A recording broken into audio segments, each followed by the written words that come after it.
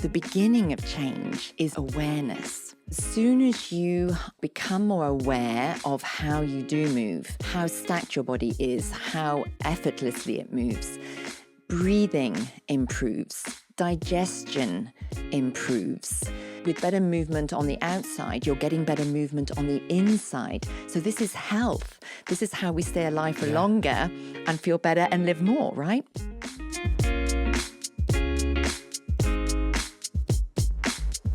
I thought the best place to start would be to talk about running. Mm-hmm. A lot of people want to run. A lot of people struggle with their running. So I thought right at the top of this conversation, in your view, are humans born to run? I look at what happened when I was a young mum and my children were taking their first steps, to great applause, to got to get the camera out, got to record it. And then realizing that they were running away from the tickle monster, to no applause, it just happened. No festivities, nothing. They were just now already running. And really, it makes me stop and think about, when did it stop? Because they ran. Kids run. We just run. We crawl, maybe if we don't crawl, we get up, we haul ourselves along the furniture and we walk. We put one foot in front of the other. And then the pace changes. Sometimes to prevent toppling over, and sometimes because we want to reach something quickly. And then we start to chase, and it's just playful. We run. That's what we do. It's another gear. It's just another gear. So if you can walk, there's going to be somebody in the world somewhere who can't run, even though they can walk. But generally speaking, if you can walk, you can run. And it's just what we do. If we need to get across the road quickly, we'll break into a trot. If we need to run for the train, we will run for the train. It's what we do. It's just a gear. So yes, I feel passionately that we are born to run, meant to be able to run, all things being equal. I mean, it's interesting to think about that. I think that's a great way of looking at running. All kids run, right? They run. They want to run. They're not running, generally speaking, because, an adult is telling them to run. They're running for joy, for pleasure. So what happens then, right? Because in preparation for this conversation, I was looking on Google this morning about what percentage of runners are reported to get injured. And there's all kinds of stats kicking around there. One stat was 80%. 80% of people, or 80% of runners at some point have been injured or are injured. So what happens then? As kids, as toddlers, we run for pleasure. And then when we're adults, some of us can't run because of pain. And I think and even with all of the bells and whistles that are available to buy in the sporting industry, the injury numbers are not going down. If anything, they're going up. Because the last time, I think in Born to Run, Christopher McDougall's book, I think it was something like 70%. So if it's now 80%, it's going up. And you think, why? Why is that happening?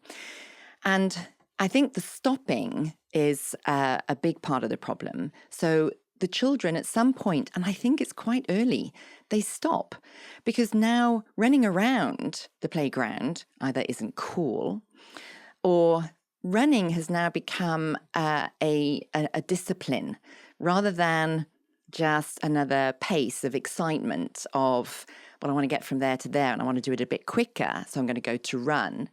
It becomes a discipline, a sporting discipline.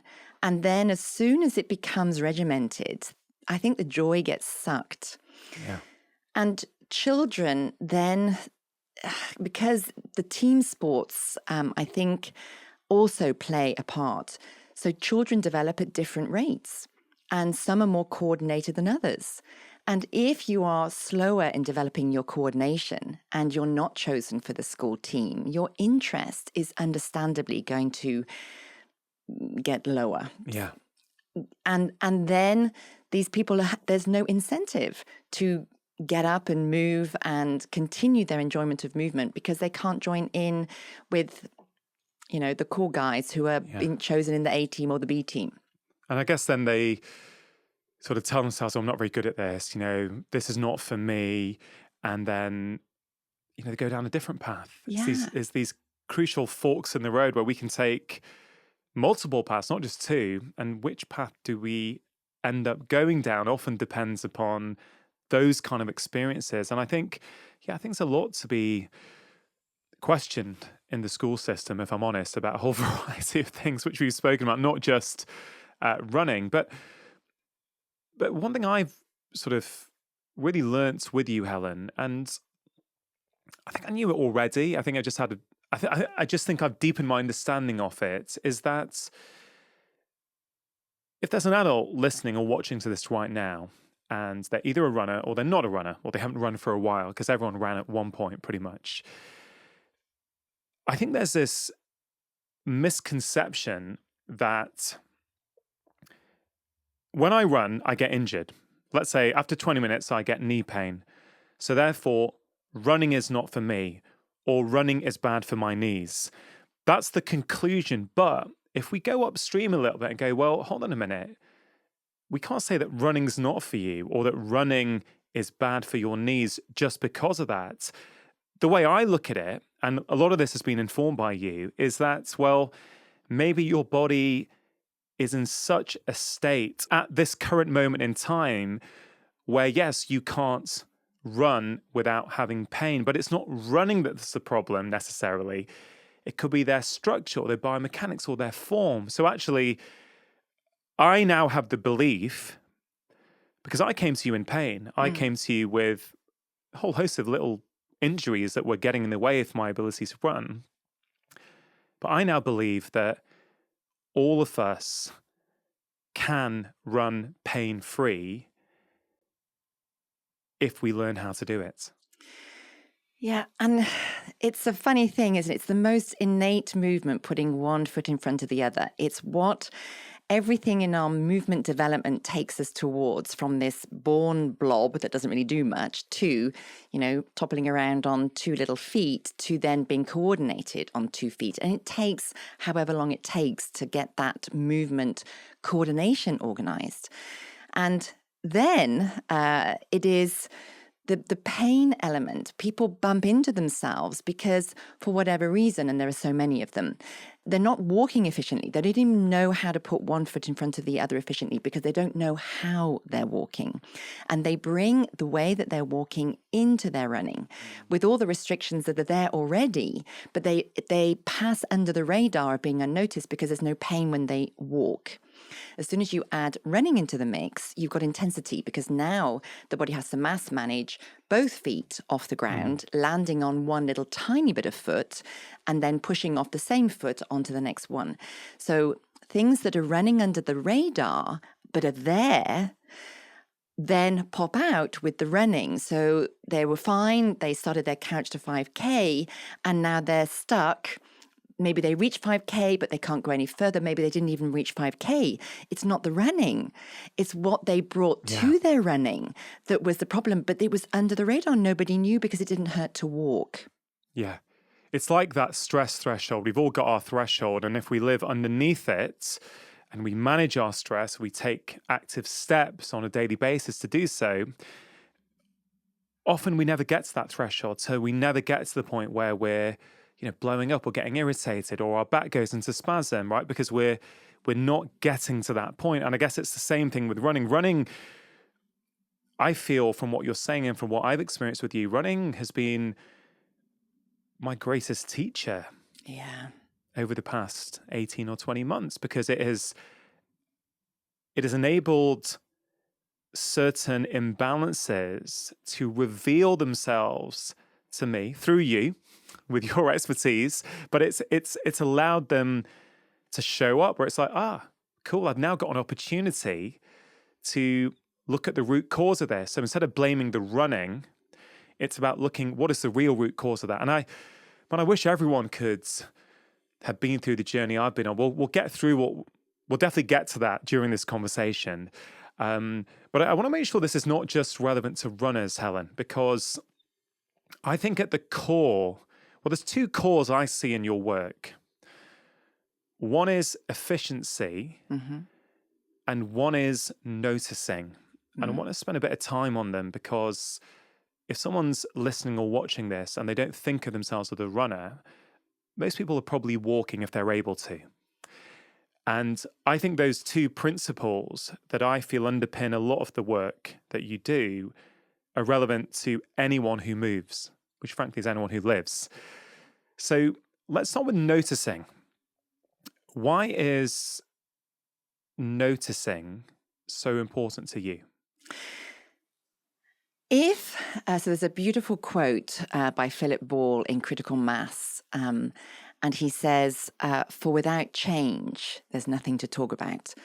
And when I read that, and it was with reference to the second law of thermodynamics, but literally I had to close the book, put it down, and take a moment, because that's what it's all about. If we don't notice stuff, how can we change it? So the beginning of change is noticing, it's awareness. And so we get this underlying, something is going on with walking, but there's no pain. Then people want to, and I applaud everybody who just is giving it a go. They get off the couch and they start their running journey, but there's this underlying unknowing so far within their walking.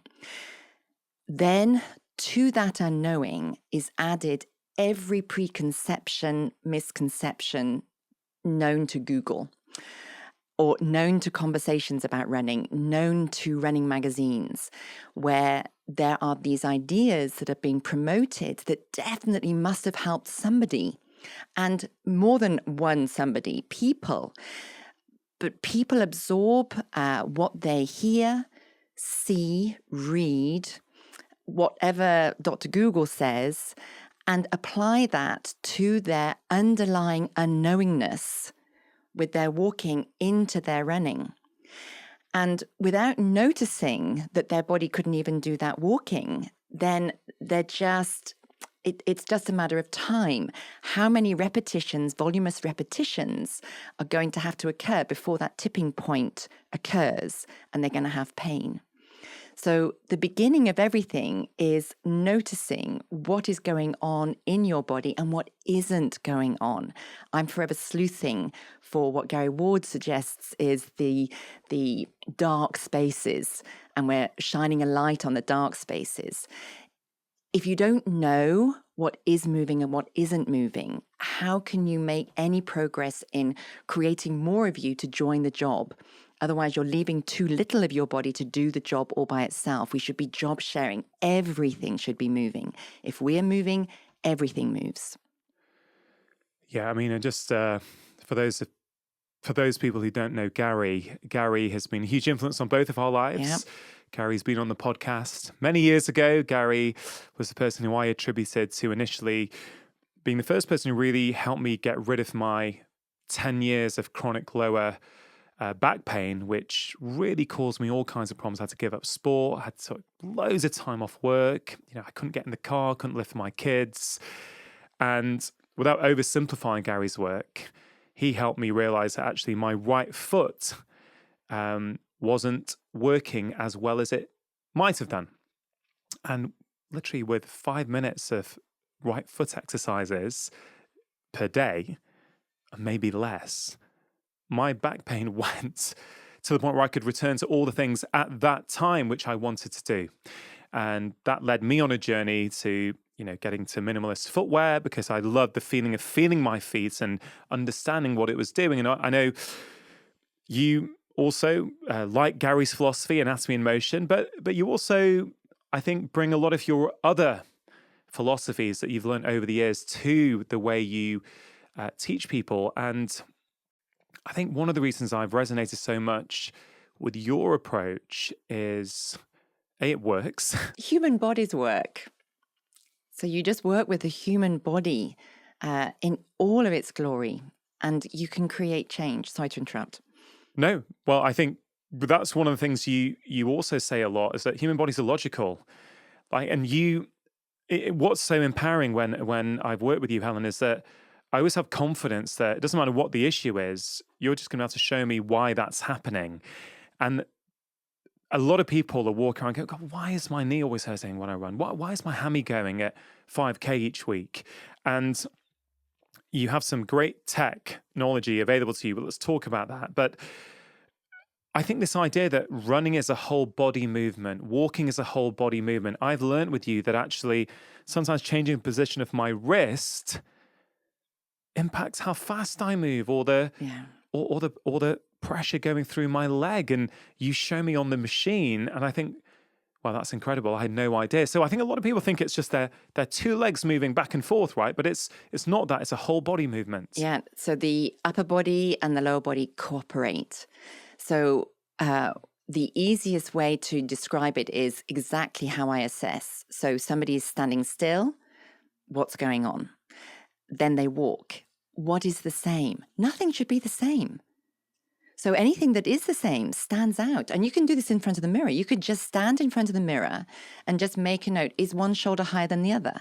And then you can march on the spot. Does that shoulder stay higher? And then you can trot on the spot. Does it still stay high? Okay, that shoulder needs to be high. Why? Why does it need to be high? We need to find that out, because that's going to affect, if you stay, to keep it really simple, if you stay with one shoulder higher than the other, the low shoulder makes it easy for you to land on that leg. Because we lean into the leg we're landing on, it gives all sorts of delicious shock absorption opportunity, just through the laws of joint mechanics. But if we're still leaning on that leg when we propel, that's a lot of work. We should be leaning away from the propelling leg.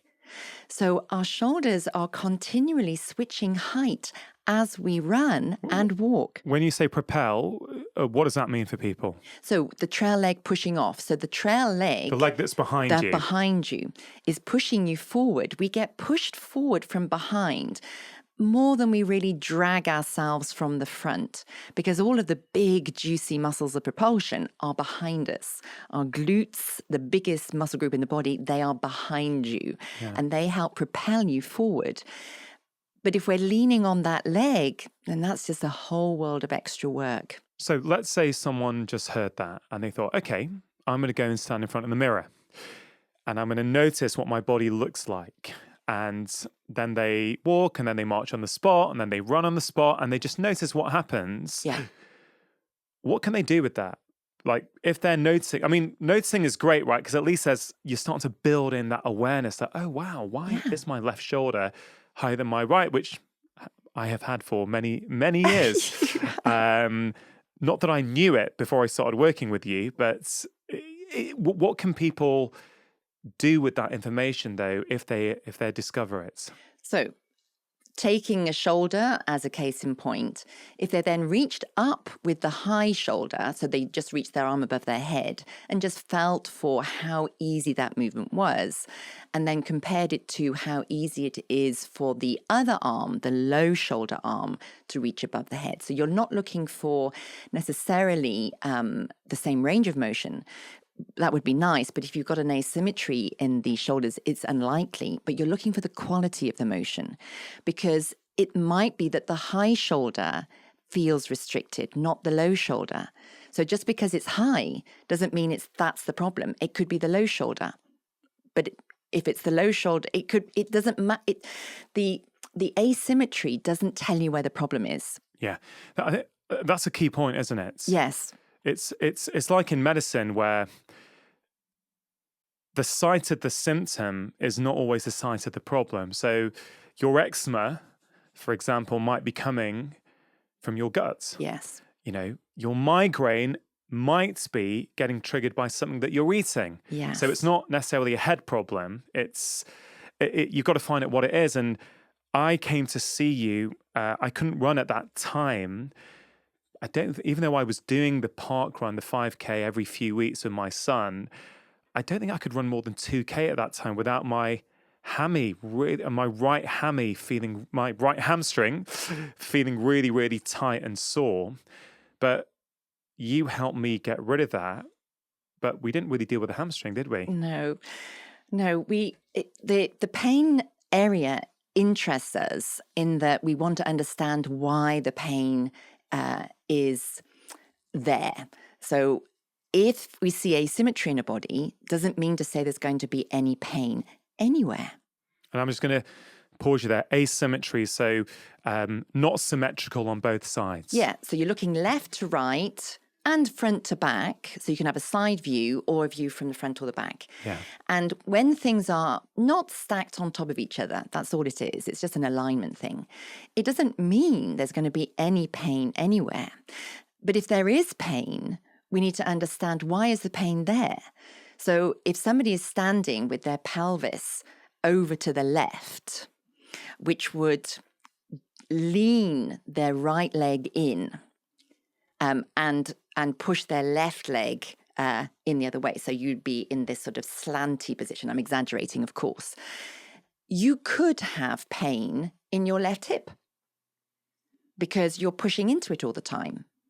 But you could have pain in your right hamstring because it's leaning away from the foot the whole time. Yeah. So it's with the shapes that we make, understanding, well, why is that pain there? Is this something that is stuck in a long position? So if I'm leaning over to the left, my right hamstring is going to be possibly slightly long. And if it stays there, it never gets a chance to be short. So the point of that little example is, if stretching was going to be the answer, it's already long. And it might feel as if the hamstring is grateful for the extra stretch, but only because you're changing its status quo. Yeah. But you're probably promulgating the problem because actually that hamstring wants to be shorter. The pelvis wants to shunt to the right to get that leg upright, to make the hamstrings woes less. And this is where I think this holistic whole body approach that you take is actually so important and will pretty much help everyone, because what I see a lot of is, and I completely understand this, and I'm saying this with full respect to the healthcare professionals involved, that often it'll be, oh, my hammy gets sore. So they go and have the sports massage on the hammy and it might feel a bit better, or it's sore and tight, so they stretch it. But sometimes that's not the right thing to do. Or they go and see a healthcare professional who does some work on the hammy. But often, like with me, the hamstring, I could see it on your machine, which I do want you to tell us about shortly. I could see very clearly, oh, of course, my right hamstring is taking the load of my entire body. So it's trying its best. So actually stretching it may not be the right thing to do. It might be, it might not, but I needed your help there. And I kind of feel this is a really key point for people, is that the site of your injury or your pain may not be the site of the problem. So often, more often than not, the pain area is the area doing the most work. So we should treat it with love, right? Yes, That's trying its best to help us. Invariably, it's asking for a holiday. Invariably, it's talking to you. The pain is talking to you. Please get off me. Please, can you get the other leg to do something? So when people come in and they say, the doctor says, well, I mustn't run anymore. I say, number one, okay, there's a word missing there. Don't run badly. Just don't be mean to your body. So not don't run ever again, just don't run meanly, badly ever again. So the pain is on one side.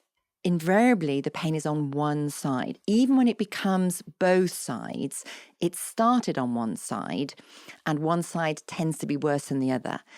I have never come across anybody ever that has equal started and remained the same time and the same intensity.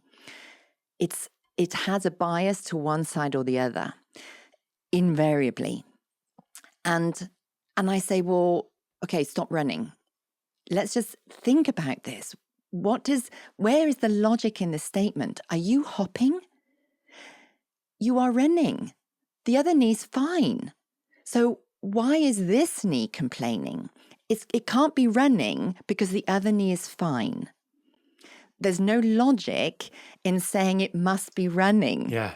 It is the activity that tips you over the balance. If you don't have the pain when you walk, okay, there is a tipping point. So now we have some intensity, some volume of intensity. Invariably, it only starts when I'm doing hill drills or speed work. So there's an intensity that knee can cope with for a certain amount of time, and then it can't. There's kind of a spiritual parallel here, isn't there, where we move away from problems in life. We find something irritating, or, let's say someone leaves a comment for us or whatever that triggers us.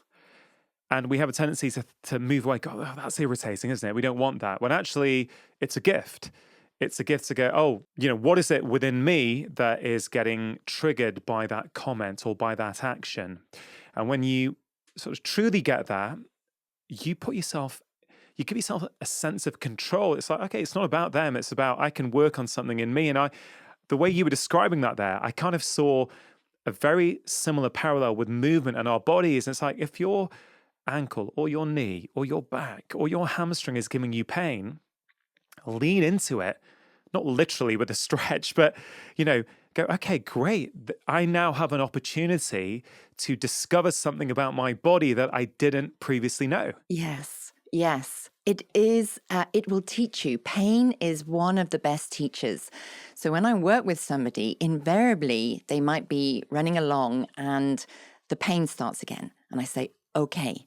So they will know why the pain is where it is by that time. Okay, where is your shoulder? What is that hand doing? Whatever it might be, where is your ear? Okay, so we're working on the problem. So you can't just hack into the system and change the way you move. You have to find out why you're moving that way, put movement stimuli in to change that situation. But then whilst that is all happening in the background, we have to start to chip away at old habits. Yeah. So we have the work of movement stimuli getting into the body, shining lights on these dark areas. But we also have ways in the actual action of running to notice these habits that just creep in when you're not really thinking about it. And then the person will know their way in to help themselves. They will apply it and they'll take the pain away, because the pain was telling them that there was too much going on that area. The weight was in the wrong place, but they knew how to get out of that scenario, and they take control of their problem. Yeah. It's... The pain teaches them. Yeah, the pain teaches them. And actually where what they you are. do, and you're too modest to sing your own praises, so I'll sing them, because you really are incredible. Like for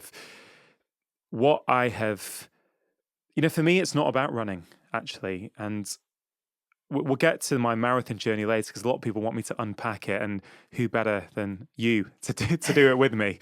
But my work with you is actually not about running. Yes, we run. It's about efficiency. It's about me understanding my body better. It's about longevity, because I know now, from all the work I've done with you, my body moves better than it has ever moved before. So I walk better. I walk so quickly now without even trying, right?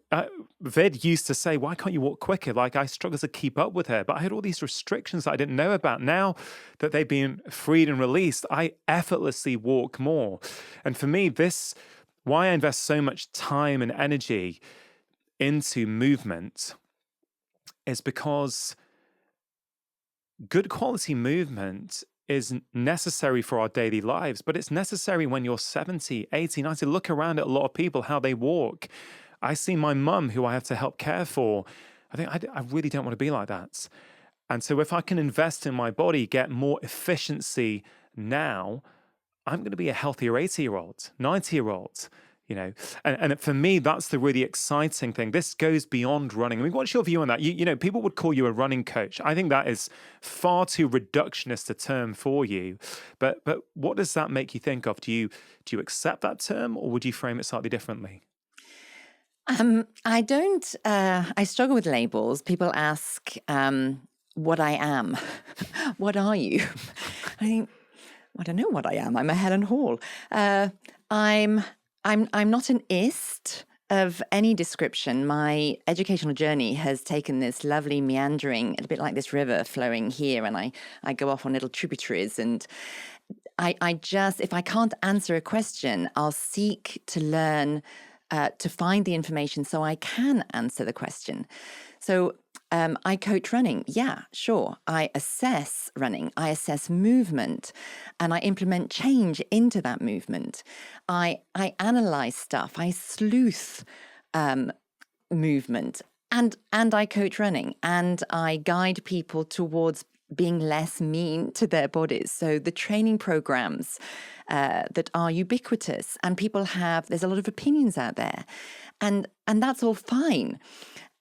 And my opinion is, generally speaking, that we are just not kind enough to our bodies because we're not really knowing of what our bodies can do, want to do, are able to do.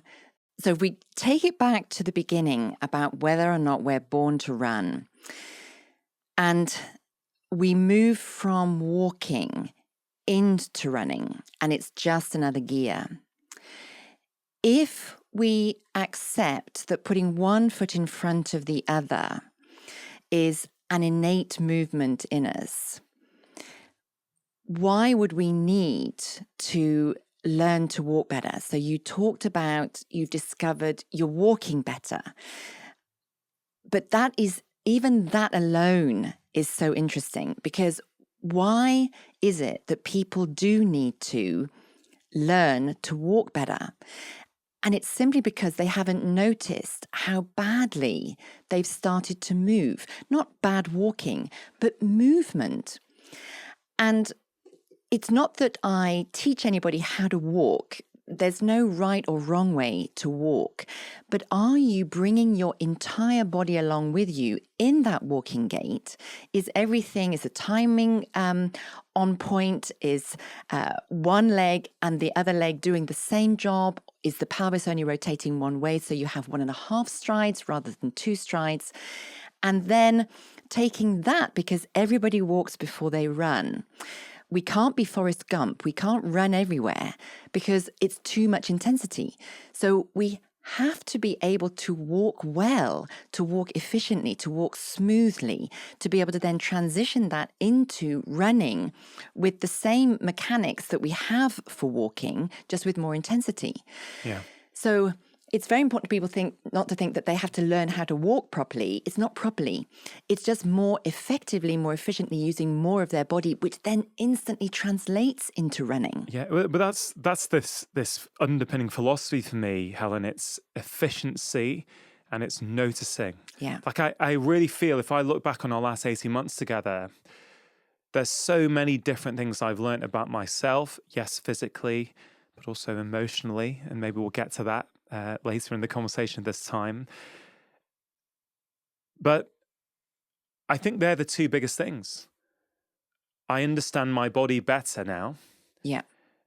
Which is why, despite a challenging London Marathon day, because of what you've taught me and because what I now know about my body, I was able to manage my entire body around the last 16 miles when I could barely run because of my groin. Yeah. I don't think I could have done that without the knowledge. And it is efficiency. Like, I just walk and run faster and it feels easier. Because it's about efficiency. And one of the things I feel very proud of that with the work we did together is that you allowed my training to fit around my life. It didn't overtake me. I probably undertrained compared to what a lot of people do for a marathon, but I don't think that's the reason why I had a tricky day at all. I really don't believe that. But this key point I really want to get across is noticing.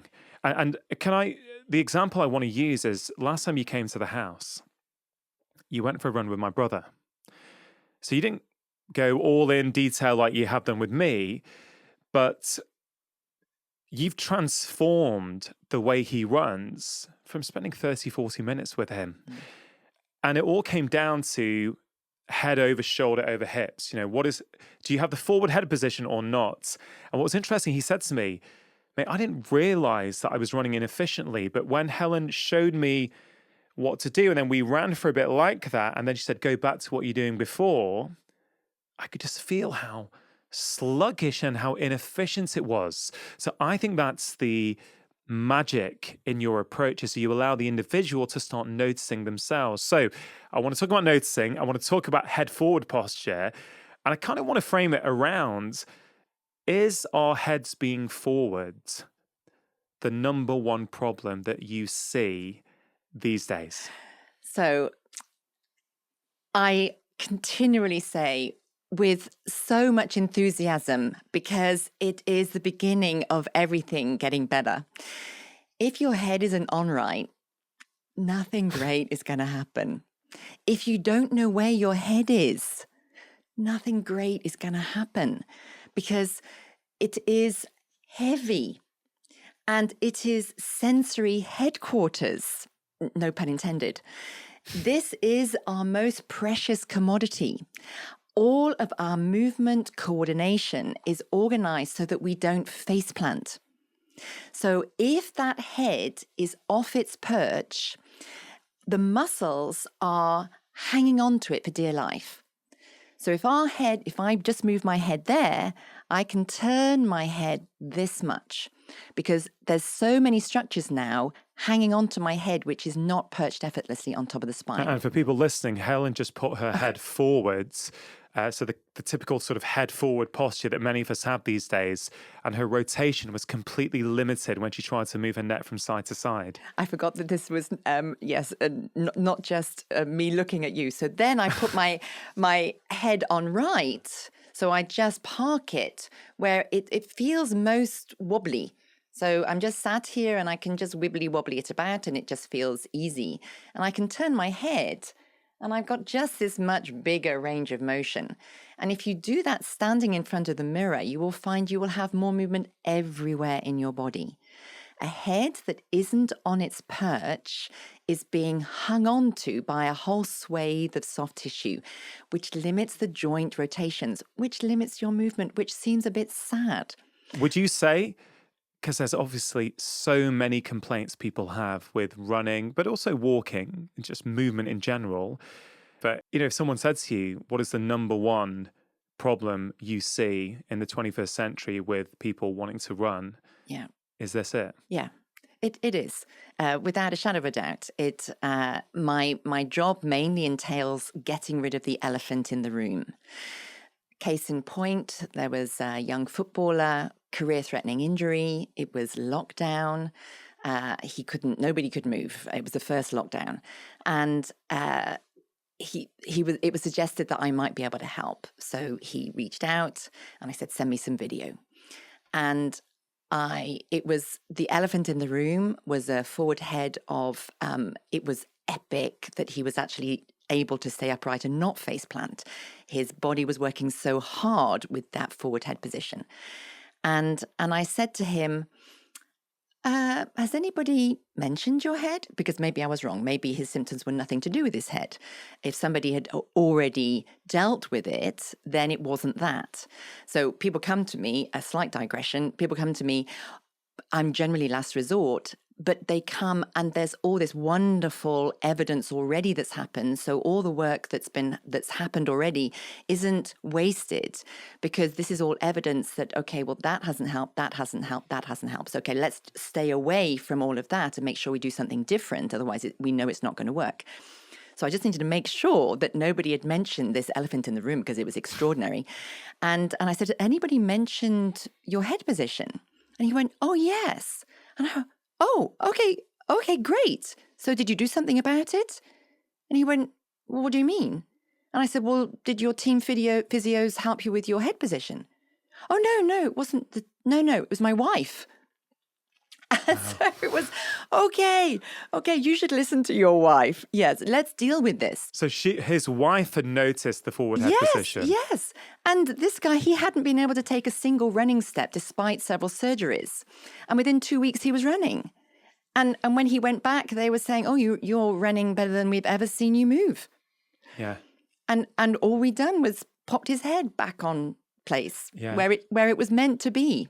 And And I just want to add here because, I mean, I love this stuff, Helen, because it's like you said, people don't know where the head is. I now know where my head is. Like, I don't think I did 2 years ago. I think I'm pretty good with my body. I think I've got a really good awareness, I think.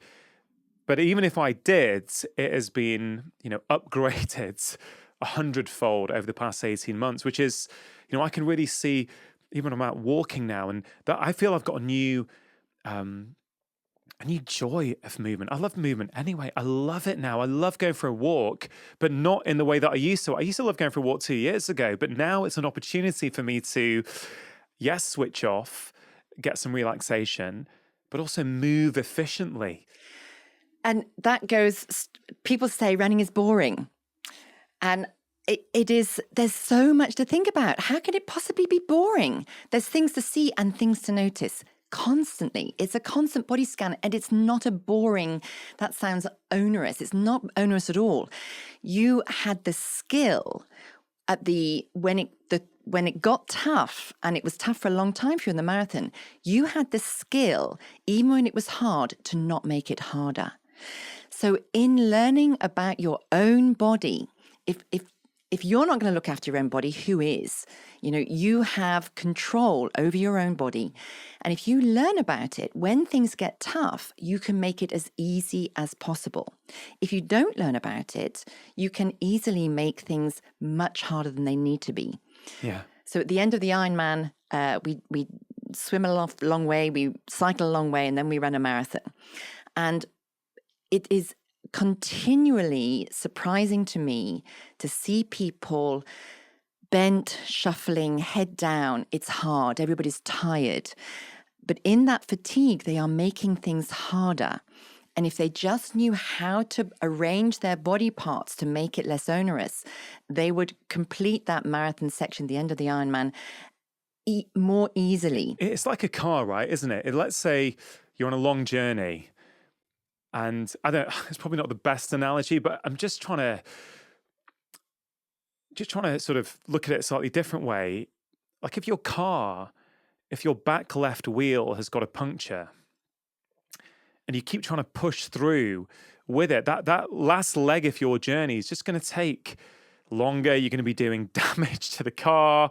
You're not going to be moving as efficiently. Whereas if you stop and, pump it up and actually make sure all four wheels are symmetrical again and got the same tire pressure, it's going to effortlessly finish the last leg of the journey. I guess it's a nice analogy. It works, doesn't it? Yeah, it really does. So those are spark plugs. So I call those spark plugs. So people they'll be running and they'll think this is another misconception or a preconception. I think it's a misconception that people push through pain. You're to push through pain, run through it. I think it's probably more likely to be your body saying, can you get off? Can you stop moving like that? What can you do to help that body part along? So instead of pushing through, you go into a walk, rearrange yourself, and then people I work with will always have a go-to movement that they know that's their little, their pump up, their puncture kit. So they can apply that little stimulus to breathe life into something that's tiring quickly because it's still maybe recovering from an injury. And then they can crack on again rather than stopping and pulling it, which is what people tend to do.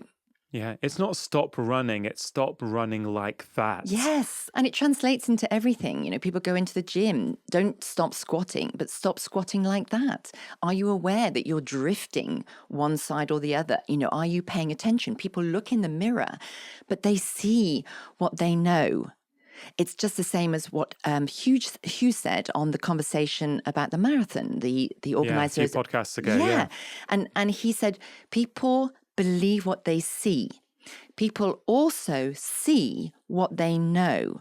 So they'll be looking in the mirror and they will only see, if they're doing a squat, maybe the barbell on their back or at the front, they're going down. They're not seeing necessarily the direction of the squat or the bit of their body that pushes first to get back up to standing.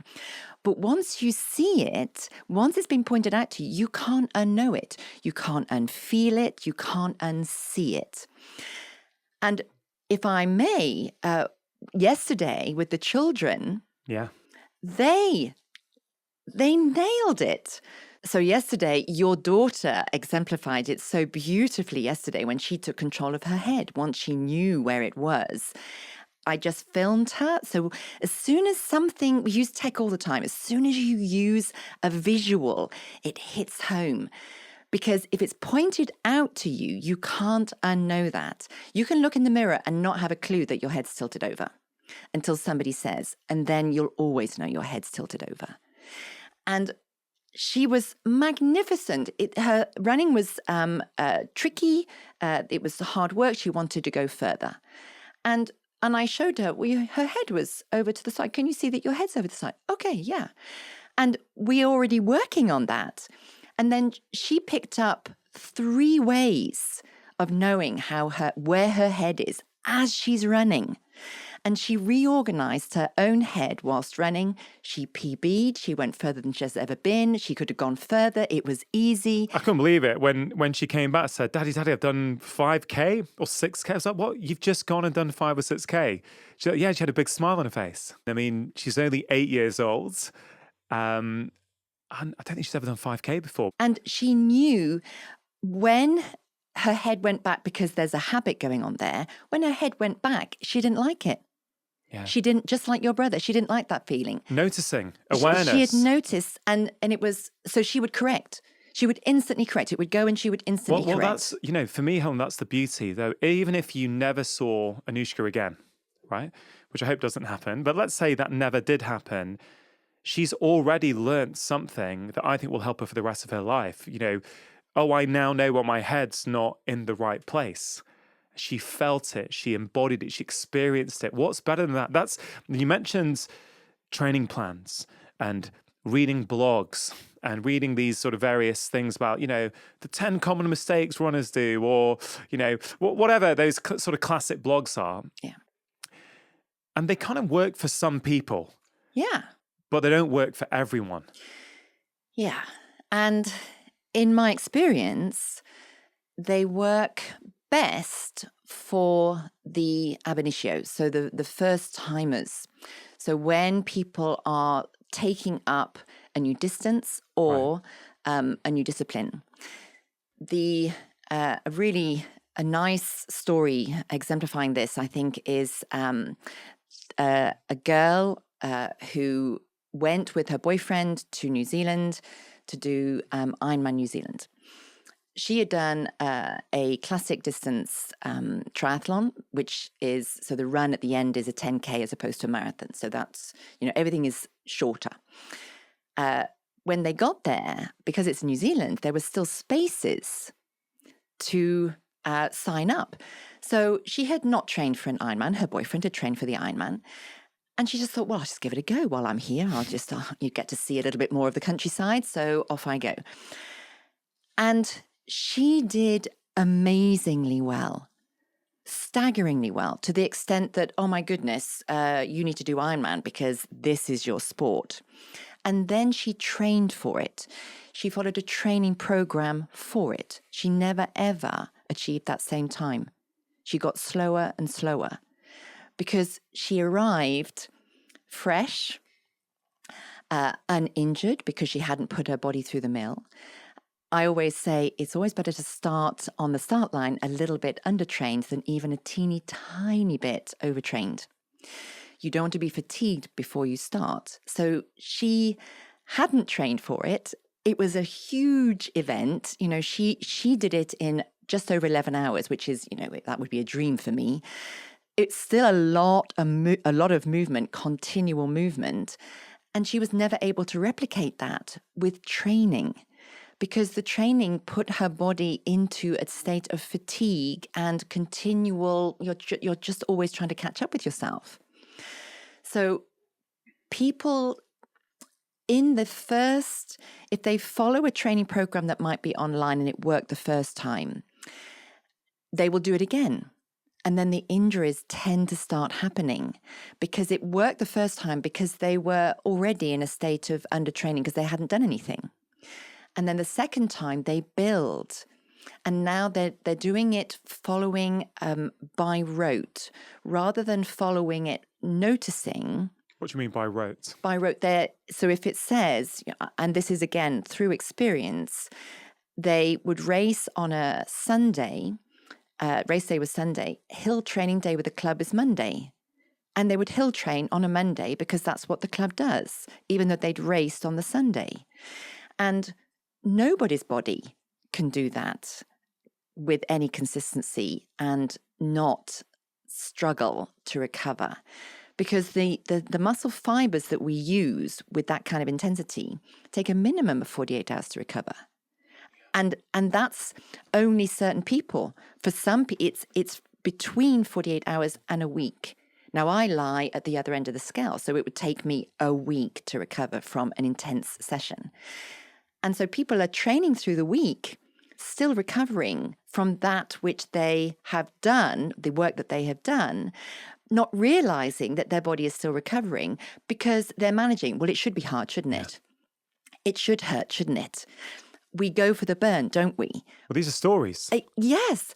And that have become truth. Yes. And if we say it often enough, we'll believe it. But Helen, through the work I did with you, right, about 2 months before the marathon, we must have run together or covered together 20, 21 miles. Yes. Now, there was a nutrition issue, which I was learning about how to fuel my body for that sort of distance, but there was no my biomechanical issue. Like, I didn't have pain anywhere. No. Like, my body didn't break down. And the next day, I didn't feel a thing. Yeah. I didn't stretch afterwards, right? I didn't hot bath afterwards because I was moving efficiently. And one of the things I love that you've taught me is that the body is a self-massaging... Self-generating, self-organizing, self-manipulating. It does it all. We are a self-sustaining organism. Yeah. And so for me, that was an incredible learning because conventional wisdom is you're going to be sore after that. You need to do loads of recovery after that. You're going to have to stretch. Again, I know that works for some people, right? So I'm not at all criticizing that. I'm going, in terms of my own experience, I was like, I've done nothing. We did our walking warm-up. We did our walking warm-down, as you always encourage people to do. I didn't feel a thing the next day, nothing. And that was in barefoot shoes as well, right? So this is challenging a lot of these kind of, I think, misconceptions that are out there. Can we just for a moment take it away from the elite athlete? Because Ironmen, triathlons, marathons, okay, a lot of people, I think, who listen to the show might not be interested in that. I know there's some quite sick people who listen to my show and they might go, what's this got to do with me? Well, I think efficiency of movement has something to do with everybody. So even if for someone, their marathon literally might be a walk around the block. I've got patients who struggle that much. Maybe they've got issues with fatigue or fibromyalgia. Going around the block is their marathon. Yeah. Right? And they deserve just as much credit. Yeah. When they achieve their marathon as the kind of people we see on Instagram or on TV. But in advance of this conversation, a lady who follows me on Instagram has been messaging me. And, I get so many messages, it's hard to keep up with them. But I just happened to be able to, it popped up and I engaged and she replied. And we had a really nice interaction. She lives in Australia and she loves running. And she's heard me rave about you and Gary before, so she's picked up your book. Even with your shoes on, she's downloaded your barefoot audio tracks. And she loves running. But one thing she said to me really made me sad, actually. She said, you know what, I have a fear and anxiety about running. And I asked her why. And she said, she sort of hinted that she's carrying a lot of excess weight. Mm-hmm. She says, I think I'm going to be judged. I feel clumsy. I feel heavy. I feel thick. I don't have the beautiful poetry in motion that I see online. Mm-hmm. And I felt that was just so sad that, I've never met this lady. I've just had a few DMs exchanged with her. Mm-hmm. But I thought, wow, She wants to run. She's really motivated to. She's scared of being judged when she runs. She's scared of judging herself when she runs. And that line, not the beautiful poetry in motion runner. What would you say to that? Oh, so running is such a great leveler. I have been passed by so many bigger, heavier, older. Just to mention Ironman one more time, I was beaten on my first Ironman by 3 hours by a guy 3 decades older than me. So movement is a leveler. So maybe, sprinting and fast accelerative sports aside, walking and running are levelers. It doesn't matter what size you are, what shape you are. My husband is a big guy and he runs as light as a feather. Barefoot Ted complimented him on his running prowess. It's not about your size. It's not even about your fitness, because that will just come. People ask, do I need to be fit to come to you? Well, no, otherwise nobody would be able to come because everybody's hurting so badly. The fitness comes with better movement because more of your body is being moved.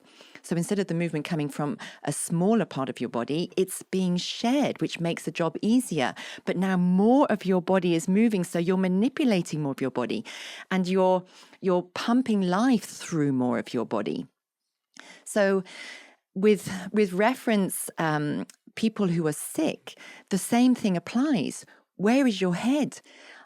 Are you making your walk around the block as easy as it could be, as all-encompassing with all of your body parts as it could be? Or is it harder than it needs to be, which when you're already sick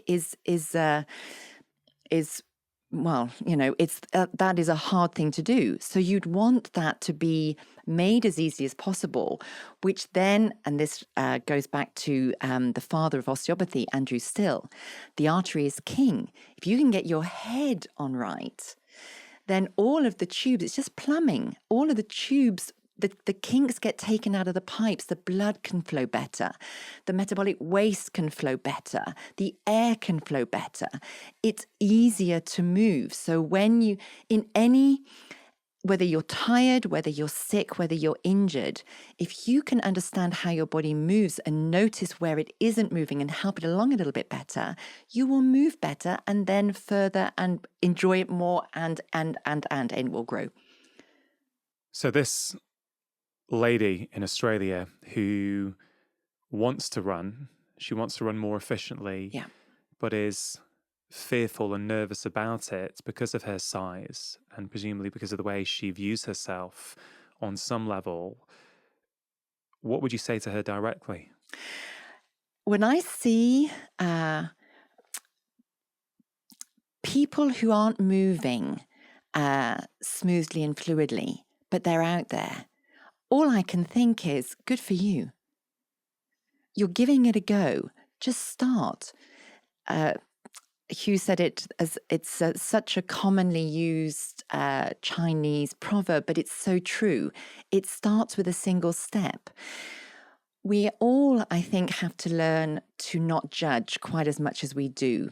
It's certainly work in progress for me.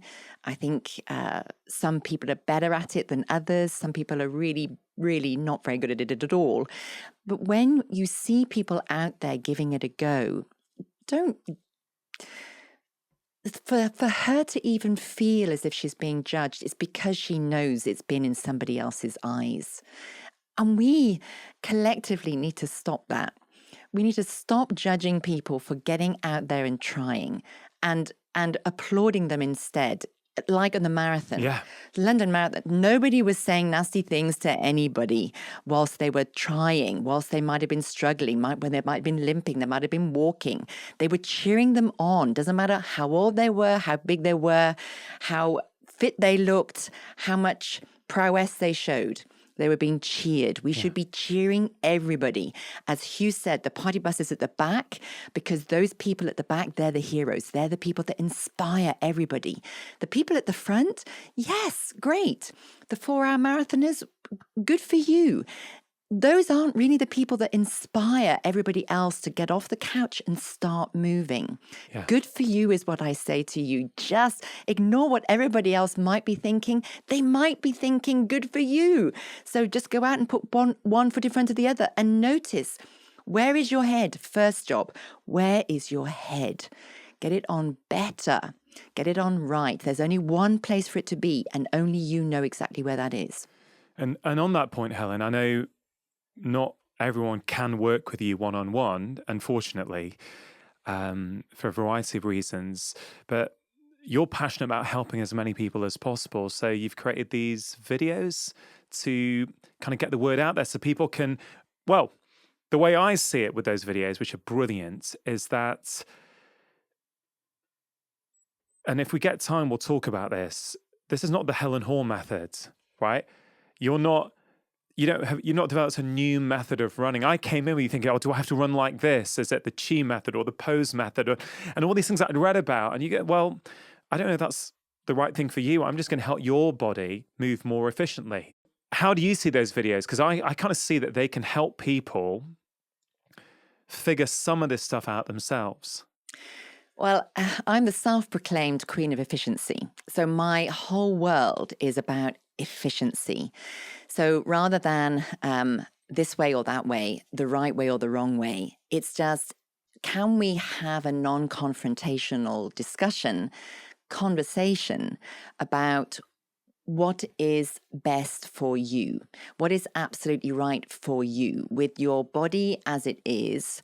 How can that make certain shapes to make movement more efficient? And working one person at a time really wasn't cutting my whole ethos of efficiency, which is why I ended up writing the book, because I thought, well, if I write a book, more people can read about what I say incessantly, day in, day out. Tell us the title. So, even with your shoes on, which... And I was warned, are you sure you want to call it that? And I was like, totally. It came to me and I knew it was right, even with your shoes on, because I was known as a barefoot runner, much as you are now. And, but it's not about the shoe. I just choose to have less on my feet than most. It's a choice. But you can put anything on your shoe. If your feet are comfortable, you can put anything on your feet and you can move efficiently. So I titled the book, Even With Your Shoes On, so that it didn't pigeonhole the presentation of the work to just people who wear less on their feet like I do. So I was trying to make it all inclusive. I don't know if I hit the spot there, but that's what it's called and I still enjoy it. Book titles, yeah. Don't get me started on book titles. So it was probably not the best in terms of publishing, but it was my choice. So Even With Your Shoes On, and the book walks you by the hand. It started as a 26,000 word manual. And Gary's friend read it for me, and they held me by the hand and sat me down quietly and said, okay, so you need to assume that we all know less than you think we do, and hold us very carefully by the hand and start again. So my 26,000 word manual turned into a 105,000 word tome, which weighs nearly a kilo. But it was absolutely the right thing to say, because I just wasn't using enough words, which is very unlike me, not using enough words so that people could follow it step by step. And we start with head position. We start with stacking. And still people had lots of questions because I couldn't fit everything in. So then I decided, well, I could make videos. As a result of lockdown, I was doing kind of online classes where I was preparing people for their run. So a warm-up, if you will, which actually became an exploration, which then if somebody had any energy left to do some running afterwards, which I always did, they would find more about their running as a result of exploring their body through the movements in the videos. So essentially the videos become me taking you for your warm-up walk, talking about all the things that we discuss in a warm-up walk, taking you through some movements to prepare yourself for your next running session, whether or not you're exploring hills or speed or whatever it might be. You're narrow tracking because it turns out you're always spraining your ankles and you've got IT band issues. When you say narrow tracking, you're talking about the width between which your feet are feet. apart when you run. Yes. Which again, I remember is something that we did together. It's like, oh, wow, I didn't know that changing the width of how far apart my feet are makes a difference. And you can feel it yourself. It's transformative Yeah. to the extent that you see people running along these very narrow, overgrown trails. And I am struggling. I've got one foot in the trail and one foot on the bank somewhere because to run along that tightrope is just so uncomfortable. Do people, because I'm going to put a link in the show notes to the book and the videos because I think they're going to help so many people. Thank you. You know, I've got friends who I've got the book for. They find it really helpful. One friend in particular, you know, he just loves it. It's really helped him. It's actually helped him with his golf swing. Yes. It's helped him with his golf swing, you know, because what we're talking about is efficiency of movement. I've got somebody wrote to me recently and she's not a runner and it's helped her walking. Yeah. Because every single running session starts with walking and walking involves your entire body. So it's just all we're doing is exploring your whole body so that you can use your whole body for whatever activity you want to do. It doesn't matter the sport. It's just more of you being available. So you have more joy from your movement. And therefore, maybe you'll keep it going and not stop once you've started. Yeah. Well, I hope people get it because I've been lucky enough to work directly with you. But I just want everyone to have access to that wisdom and knowledge that you've imparted on me. And I think this is a great way of you doing it. Let's get into the marathon because we've touched on it a couple of times. Yes. You know, I've been so busy since the marathon. I don't think I've had a chance to properly unpack it myself. So let's see what happens now when we get into it. Well, I can't wait to hear all about it. Well, I don't know. Maybe you should ask the questions. I mean... Well, I think that the logical place to start is the end. Yeah. Because it invoked emotions that you weren't expecting. And working backwards from there might enable you to then shape it in your head to then be able to move forward with all of that information that you've just discovered inside you. Yeah, so it's interesting. It wasn't the day that me or you, I guess, had expected or wanted. I really struggled. Yeah. I think from mile 3, I was feeling my right groin. Yeah. And I thought, oh, come on, still, you know, you're in the positive frame of mind. You've seen the crowds. You're like, oh, this will go. You know, come on, just you know, stick to the strategy. But it wasn't getting better. It was progressively getting worse. Yeah. To the point where I was close to tears at times in pain. And I think at one point when I saw Vid and the kids, I think I did burst into tears. There was so much emotion in me during that event. Yeah. But in answer to your question, people who've followed me on Instagram or heard the conversation I had with Hugh a few episodes ago will have heard the 4 goals I had for this marathon. I'll just reiterate them. One was to do the event and complete it in barefoot shoes. So I did it in my Vivo barefoots, but that was no problem at all. One was for the training and the aftermath to not overly interfere with my personal or professional life. I feel I've succeeded there. I wanted to nasal breathe the whole way around. Which I did, although given how much I had to walk in the end, I'm not sure I can claim, you know, I think we have to put that in the context. But yes, I think I pretty much did, apart from when talking to people, which I had to do quite a lot, which we'll get to. Yeah. Sorry to interrupt. If you are enjoying this content, there's loads more just like it on my channel. So please do take a moment to press subscribe, hit the notification bell, and now back to the conversation. And the other goal was to finish with a smile on my face. So technically I did finish with a smile on my face, technically. Yeah. But I wasn't smiling on the inside. No. I didn't feel joy when I passed the finish line. In fact, I remember I went through And I was just in such turmoil in my head. I remember saying to someone who had like some official gear on, I said, is that it? Have I finished? I didn't feel euphoria.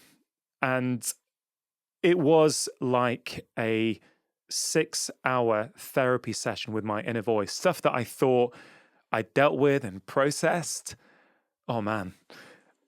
They say this about endurance events, that you start to discover stuff about yourself, I really feel endurance is going to be the next stage of my spiritual evolution, actually, because I learned so much. It wasn't the race I wanted. Now obviously we've had a few conversations, but we haven't spoken for a few weeks on this. So I had this real conflict, Helen, where it's kind of weird. Right? It may surprise people, but I'm actually a relatively private person. But doing that event in public, I didn't realize how many people knew who I was. Like, I didn't have my name on my top, right? I didn't say Rangan or Dr. Chatterjee, yet all throughout people shout, come on, Rangan, come on, Dr. Chatterjee. And when they say Rangan and not Rangan, I'm like, oh, you know how to pronounce my name. It's all like that. That's still a shock to me when people actually say it correctly, because I've had people saying it incorrectly my entire life.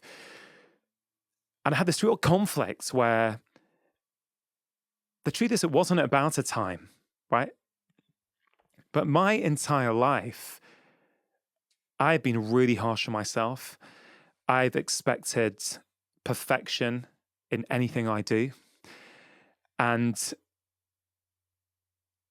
although the time wasn't a target, I still thought, yeah, you'll probably get this done in about 4.5 hours. In my head, although that wasn't the target, and I tell you what, during the race, during the event, that started coming up for me, like this judgment, but also what are people thinking? And I thought I'd move beyond that. Yeah. And so I had this real conflict, Helen, which is so weird, right? Where I was in agony, I was in pain. And then people were saying really lovely things. I kept getting stopped whilst running. And people were saying the most wonderful things. Like, I just wasn't expecting that. People were running, and then just said, Dr. Chatterjee, oh man, I've just been listening to your show. It's completely transformed my life. Like, I got so much love from people in that event. And I guess because of the last 18, 20 months, you don't really do stuff in public that much anymore. It was so touching. Yeah. So I was having this kind of external gratitude being showed to me, which was lovely. But at the same time, I'm struggling in pain. I'm also struggling with my inner voice that, man, well, you're not, are you even going to finish this? If it wasn't a London Marathon, I would not have completed that marathon. I want to be really clear. I am proud of myself.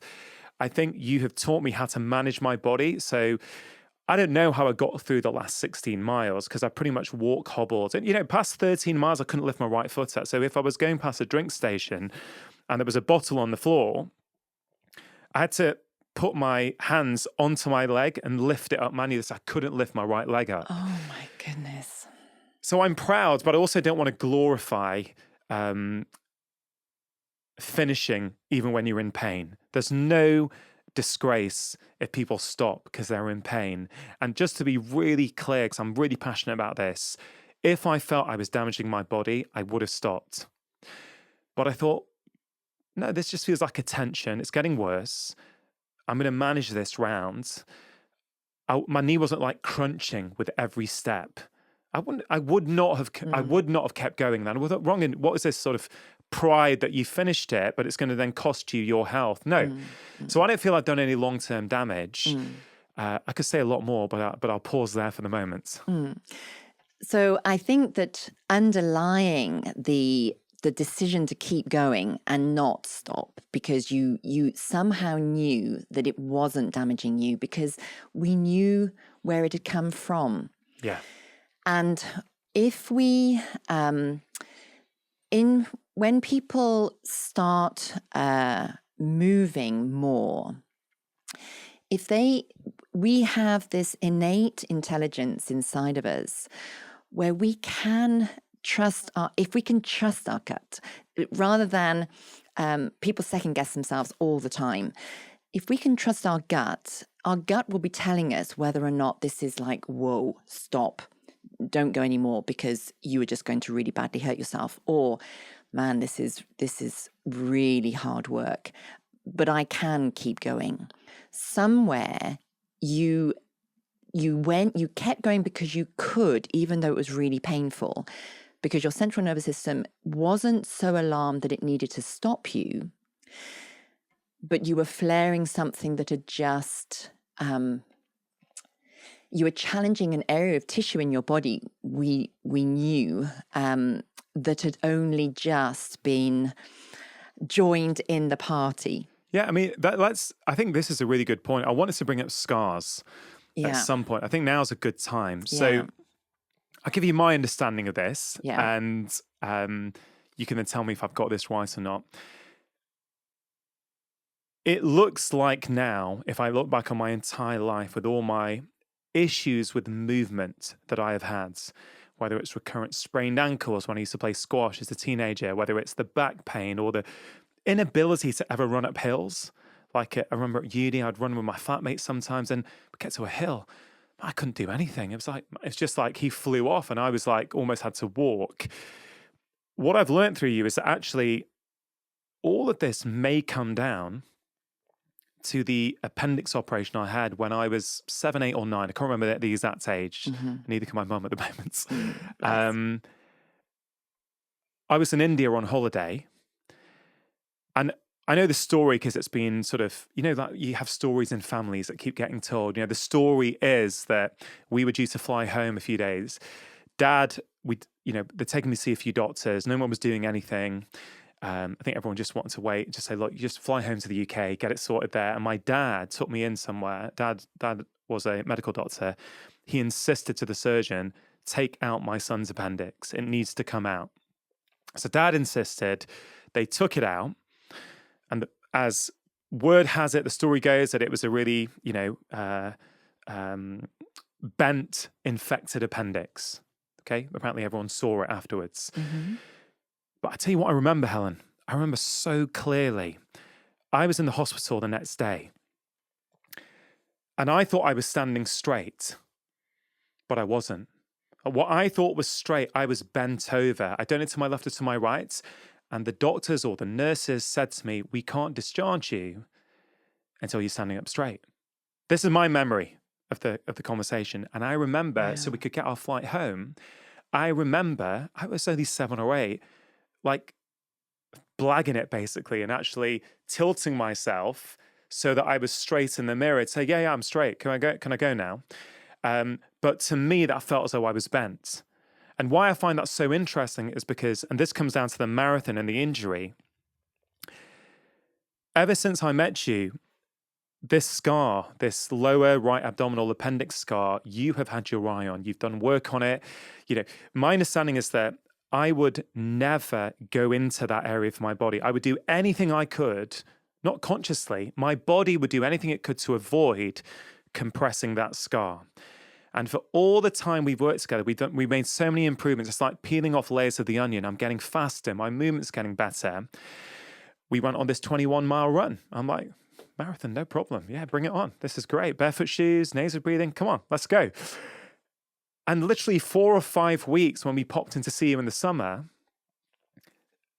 I still remember you were shocked. I suddenly found the movements that you've been trying to help me with that my brain couldn't get for 1.5 years. And I know if I had done the marathon at the start of August, I actually think I would have smashed it, no problem. Yeah. So although it seems, or you could argue, oh, this is a failure, you didn't do it the way you wanted to. If it was all about the marathon, yeah, that was a failure. Or you could make that argument. If it's my movement journey for life, what I discovered with you at the end of August, suddenly I can now get into that section of my body. It's like, well, this is great. It's just not brilliant timing because now, have I got that right? Yeah, absolutely. So the rest of your body was conditioned. We'd done a couple of 20-milers. You'd done a 17-miler, a 15-miler. You'd figured out the nutrition, where things were going, when the wheels were coming off. You'd done all the work. And you were doing all of that without that movement. So everything was conditioned around the fact that the body was still resisting, and we just have to respect the body. There's another Chinese proverb by Tao Tzu, I don't know how you pronounce it, but nature never hurries, but everything happens in good time. So we can't accelerate time. We are time. So it's going to take as long as it's going to take. If attention kept being given towards that area, which was so traumatized, it needed space before the surgery because of the inflammation. It would have needed space after the surgery because of the inflammation. And if you're in single digits, your juvenile central nervous system will, it's in a state of survival. It will maintain that shape, turned away, space, a dropped hip, every rotation, three-dimensional movement to provide that area with the space it was asking for. And to invite movement back in isn't just, you can't just tell your central nervous system, no, you can go there now, it's all fine. Because it's got layers and layers of memory and scar tissue. There's a lovely book called The Body Keeps the Score. Yeah, brilliant. So I'm hoping to speak to Bessel soon on the podcast with a bit of luck. It is. I worked with a mountain biker who his injury list was astronomical, but his body didn't make any sense. The shapes he was making didn't make any sense. And I said, you've forgotten something. And he said, well, I'm a mountain biker. I've had tons of crashes, but those are all the big ones. And I said, no, you're missing something. Something doesn't make sense. And I turned my back to him to make the shape of the stick man I'd written on the board in the clinic. And the room went silent for the first time in 90 minutes because he was a lovely chatterbox. And I turned around and he was crying. And so I gave him a moment and I said, okay, what did you just remember? And he just remembered that he'd spent a year in a spine cast on crutches between the age of 3 and 4. And he was still making that shape. So the body really does keep the score. We see it time and time again that people are maintaining the shape that preceded even the surgery, which contributes to why maybe somebody has a hip replacement and then has to have another hip replacement, replacing the replacement, because they're still moving in the way that created the need for the hip replacement in the first place. The new hip doesn't make them still shy away from the opposite ankle sprain that they never went back to, but didn't realize. So your deep, deep wound in your belly, that if this is the sensory headquarters, your gut is the headquarters for your immune system, for your HPA axis that you talk about. Your gut is so important, and somebody's cut a hole in and removed something, but it was a life-saving operation. So is it any wonder that has a significant influence on the shapes that you make from then on? And unless somebody draws your attention to it so that you can drive fluids through it, engage it in movement again, bring it into the party, it's going to come along in its own time. Yeah. And with us, after all that work, it came when it was the right time for it. So the London Marathon was just a date. Yeah. All of these events that we sign up, they're just arbitrary dates. Times, we're obsessed with numbers. Dates, our life revolves around a date. It's like Christmas Day. Well, people are planning it for months. It's just a day, one day. So the journey isn't for that day. No. That day had a hiccup in it, and it had so much more. You learn so much more about yourself. You now have some kind of internal urge to go further, and maybe next time a little bit faster, to satisfy yourself, because you know you didn't perform to your potential in terms of covering that distance in a certain time. But you perform to your potential as a human being who knows that they can keep going. And whilst they keep going, saying hello to all these lovely people that were supporting you and egging you on. I mean, I posted about it that evening. Like, I did get euphoria later that evening. I finished. it took me so long to get to the hotel where I was staying. Well, we were planning to come home with Vid and the kids. I just couldn't face getting on a train. So we booked a hotel. Stayed the night. I hobbled all the way over Green Park. Don't know how long it took me. And once I'd had a shower and stuff, and I thought I better put something on Instagram because I've been talking about the marathon all week. People have been wondering what happens. But I felt a real sense of pride at that time. Later on in the evening, because it's pretty raw and emotional. I don't think I'd trade it for anything. It was as my friend Kirsty, who posted, she said this on my, you saw the comment, didn't you? Which loads of people liked. She said, it's something like, you didn't get the race that you wanted, you got the race that you needed. Yeah. And I've been thinking about that so much because that's a metaphor for life, right? Instead of resisting what happens on a daily basis, it's like, no, that's just the way it was. That's kind of what we needed at that moment. I learned a lot about myself. I've learned that, for all the improvements I feel I've made in terms of my emotions about, I don't care what people think anymore. Yeah, I'm totally okay. You know what? I genuinely don't compared to the past. But clearly, there's an element of me that still does. Yeah. And that's okay, because now that's been revealed to me. If I'd gone and smashed it, nails breathing the whole way, as per the plan that we had in 4 hours, 15 minutes, let's say, I'm sure that would have been a great experience as well. Would I have learnt about that? Probably not. So I feel I put a new stress test on my body. And so I feel good about that. I do feel I need to spend a bit more time thinking about it, sort of journaling it maybe a little bit. But I'm not put off running at all. I'm just even more determined now. I'm definitely doing the marathon next year. But definitely. And you talk about stories. What have I heard since then even from in my close circle? Tall people, they're not really runners, are they? Or you probably undertrained, didn't you? And the thing is, everyone's saying that with love. Yeah. And I understand it, but I don't buy any of it.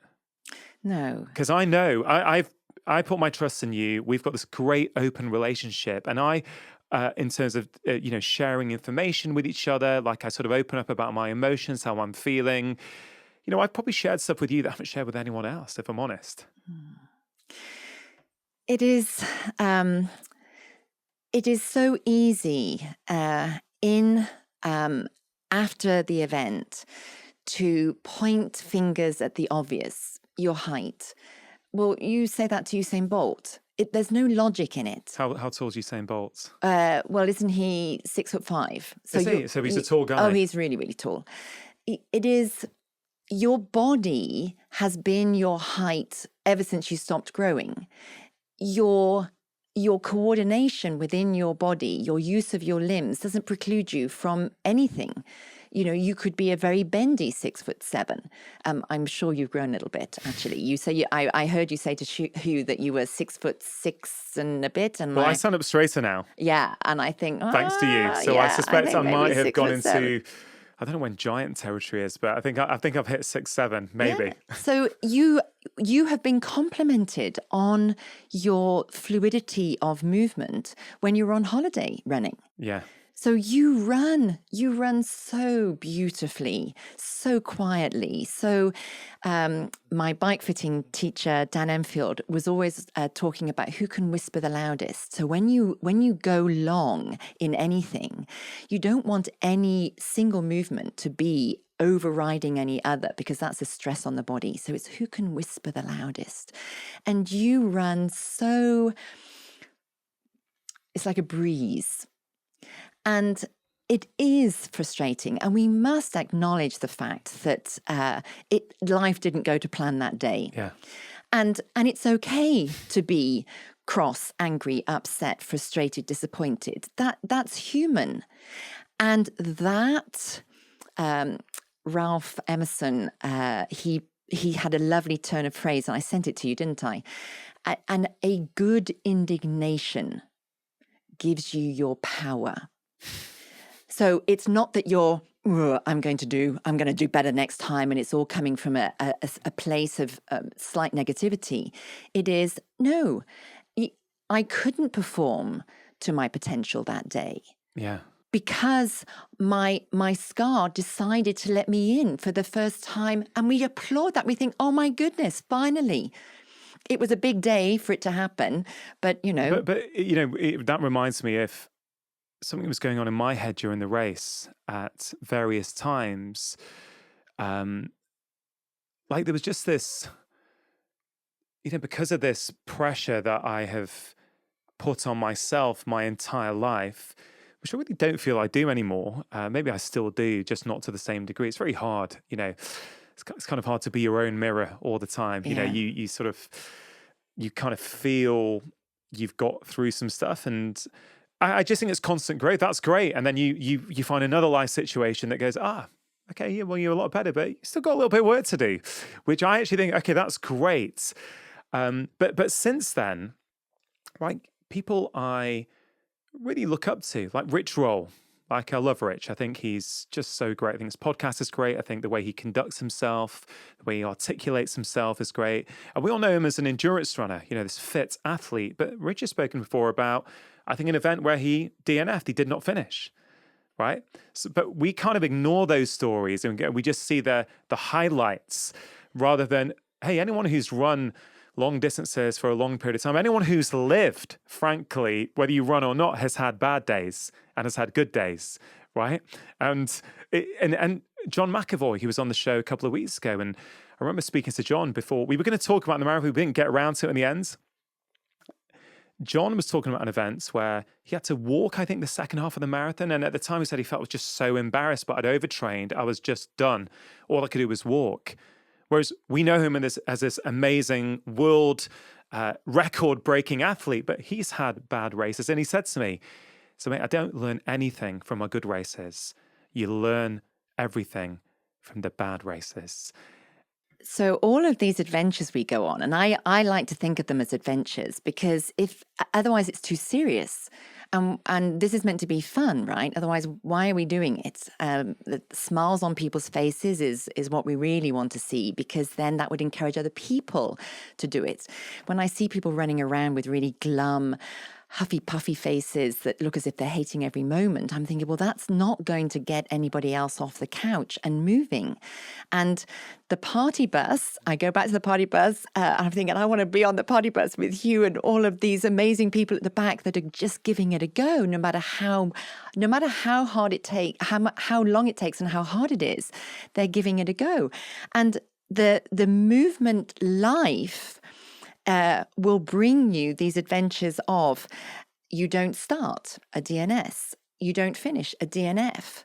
I've collected all of them. I've got a DQ. I got a disqualification. I was a naughty girl. And it's all part of the journey, because it's just life. It's part of life. Movement is life.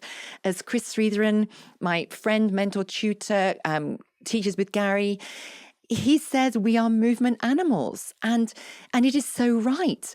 So if we are going to move as part of our life, just whatever kind of movement we can, just putting one foot in front of the other, however short that distance is, it doesn't matter, you're still doing it. Along that journey, there'll be days where it goes well and days where it doesn't go well, just the same as life. It's just, we are time and it is life. Yeah. I love it. I mean, it's not put me off at all. It just makes me want to now teach that part of my body. Oh, you've got this movement. You've not had it maybe since you were 7 years old. It's, I want to continue that process, because it ain't about the marathon. No. And there are people who do so well at something, they daren't do it again, because they know in their heart of hearts that they peaked. They peaked too soon. So for fear of failure, they don't carry on. Yeah. So when you know that you haven't, when you know that you're still building your potential, then there's every incentive then to keep going. That's why they have to redo the Guinness Book of Records just about every year, because people keep building. Well, somebody else has done that. I think I can do. I can do that too. I think I can do more, or faster, or better. And so life goes on. We grow. We continue to grow rather than we've done something, we did it so well, job's done, stop, move on to the next thing. No, thankfully, you're not in that space and you want to continue.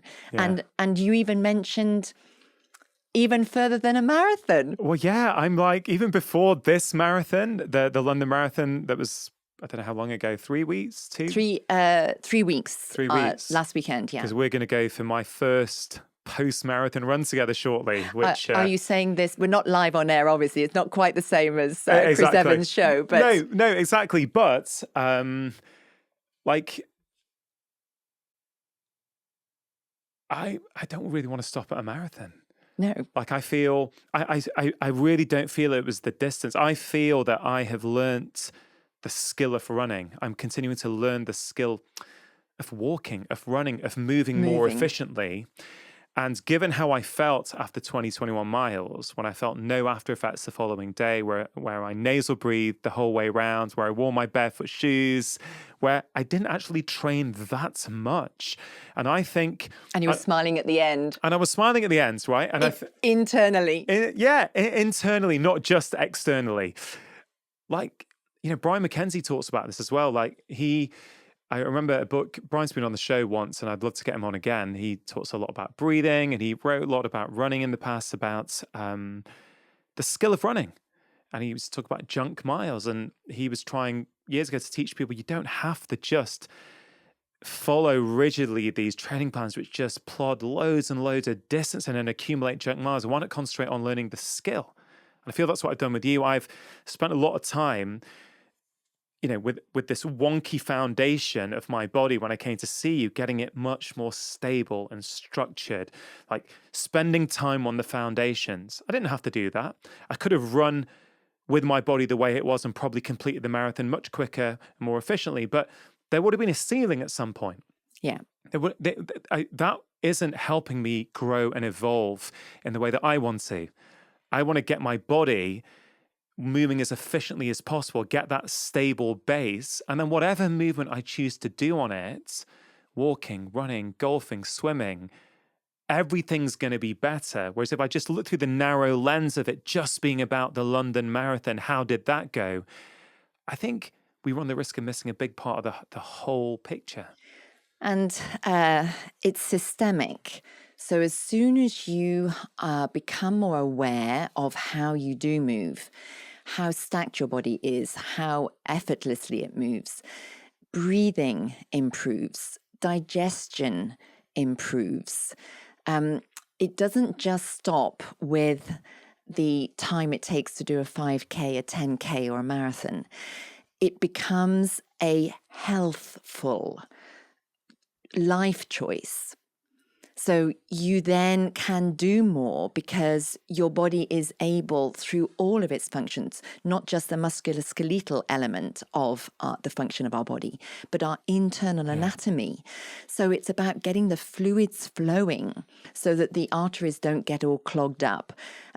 That's also partly nutritional, of course. But the point being, with movement, with better movement on the outside, you're getting better movement on the inside. So this is health.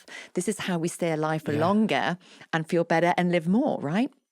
I breathe better since we started working together. I can meditate better. The word better, I think, probably not the best word to use. I feel that, look at it another way. I feel that my work with you, which essentially has been about making me a more efficient human being, in all aspects. It isn't just movement, actually, and probably we can't get to that today. But emotionally, I've evolved significantly as I move better. My breathing has become more efficient. I feel my meditation has become... My meditation practice has deepened. So it ain't just one thing, you know. As you say, movement is life. And it's balance. So for movement to be fluid and elegant, flowing, we have to have balance in the body, which creates balance in the system.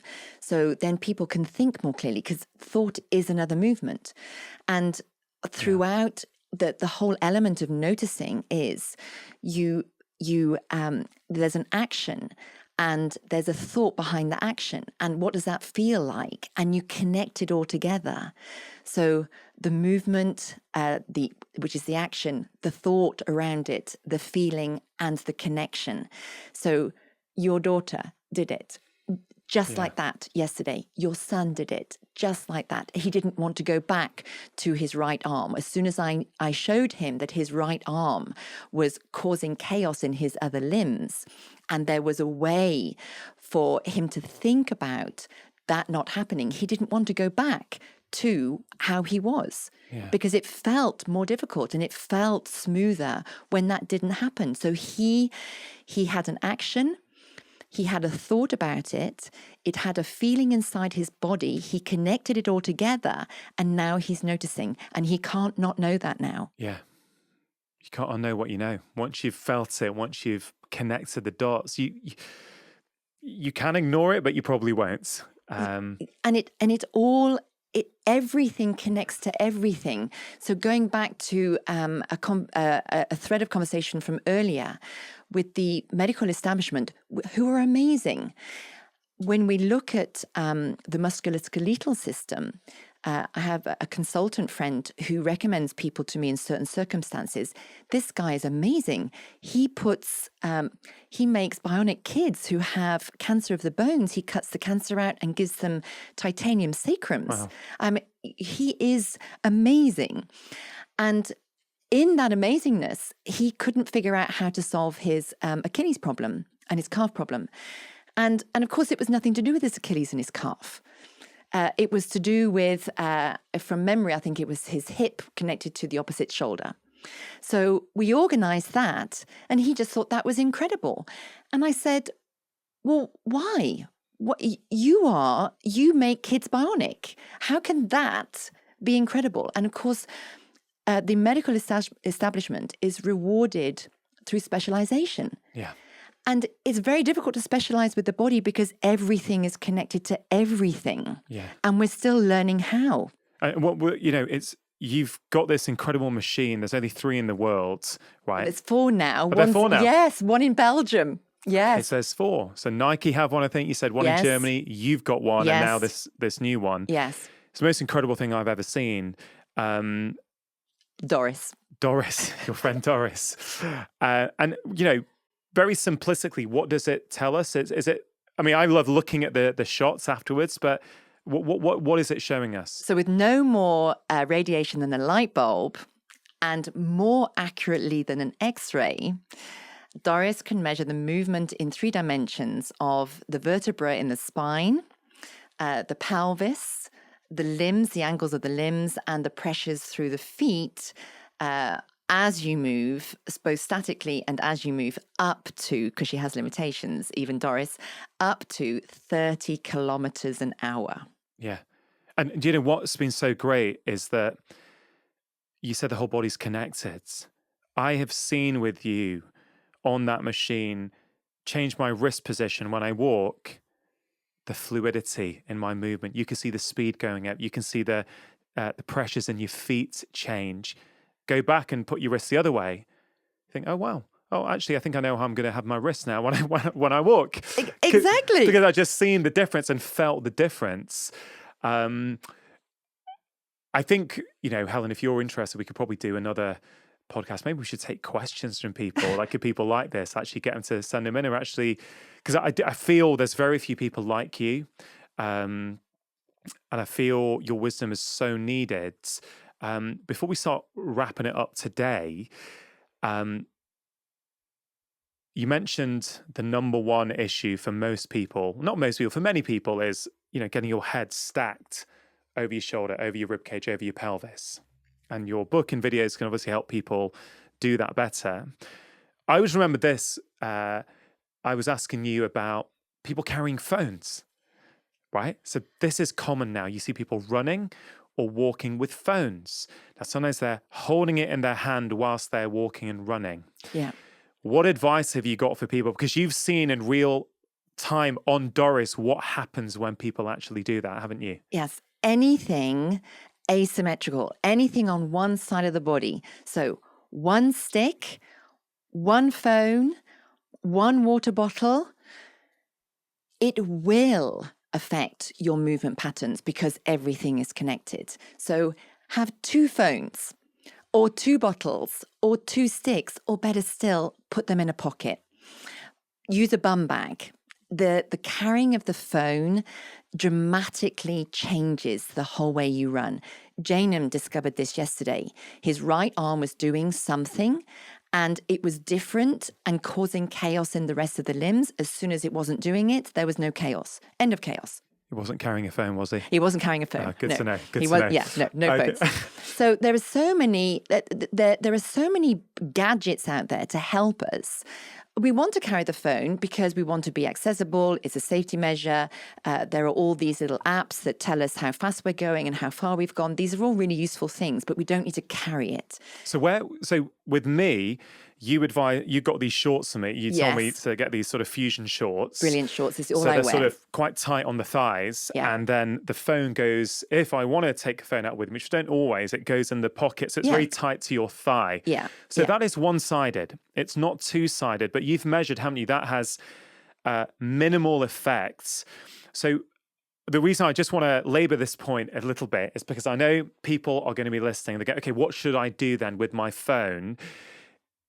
We're saying that carrying it, holding it in your hand on one side is probably the worst thing you can do. Yes, it's at the end of the extremity. So if we think about levers, that weight there is going to have more effect than if it was here. But I've measured. When you say here, on my upper arm. So some people will attach it to their upper arm. So that's better. Attaching it to your upper arm is better than having it in your hand. But still, the upper arm isn't as good as the upper thigh. Because lots of manufacturers make these leggings now with pockets for phones. The upper arm, because the upper arm is swinging, and it's not as dense tissue as your legs. Your thighs are enormous; they're heavy, and they're close to the core. The upper arm is also close to the core, but we have this attachment to the ground, so there is less influence of a phone on an upper thigh than there is a phone on an upper arm. The holding it is effectively like, well, run with the extra weight of the phone on your shoe. So run with a clod of mud on the bottom of one shoe. You just extrapolate it and equate it to something else on another limb. So it's just the same. It's an extremity. You've got a great big clod of earth on your shoe that weighs the weight of a phone, and it will. You can imagine how it's going to affect. You put a little weight on your ankle. It's going to affect on that side. So this asymmetry at extremities is problematic. So why don't we sort of challenge people then who are listening or watching? If you do carry your phone when you go for a run or walk, first of all, try now and again to go without your phone, just to see what it feels like, I would say. But if you're going to take it with you for music, podcasts, safety, why don't we ask people to experiment? Like, experiment with it on your upper thigh, tight. You don't want it loose and baggy. You want it tight against your upper thigh. So it doesn't move, yeah. And I think it would be great on the theme of noticing, asking people to see if they can pay attention. How does it feel when you go for a walk, let's say? It doesn't have to be a run. Go for a walk or a run. When you put your phone in a different place, because that starts the awareness piece, doesn't it? Yeah. And what happens to the hand that was holding the phone?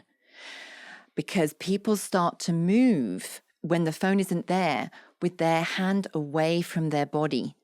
Wow. It imprints. There's a motor program. So the whole time you're doing that, a motor response is traveling from the hand up to the brain, back down to the hand again. Okay, you've got to hold your arm over here. So I have seen runners, they run with one elbow cocked out, and it's the elbow with the watch on the wrist, because they look at the wristwatch so often that they end up running with their elbow cocked out. So it's not just noticing the change when the weight isn't there and the influence in your body, it's noticing, what did that do? What did that imprint in your body? What do you now notice that arm does or doesn't? And invariably, it stays still because it's learned to stay still. Yeah, so we're repeating and replicating inefficient movements. Yes. This is not just how it looks. Oh, I look like that when I run with my elbow going out. And actually, no, this is affecting our function, our form, our movement. And we don't realize it. And I think that's a great example. It's not just phones, it's watches. I do want to talk about technology, but I think we'll do that on the next conversation if you're up for another one at some point in the future. I'd love to. Could I just say about Feel free. the phone again? So if you're holding the phone, does that shoulder elevate? We're back to the very beginning of the conversation. If that shoulder elevates, you are leaning down on one side of your body.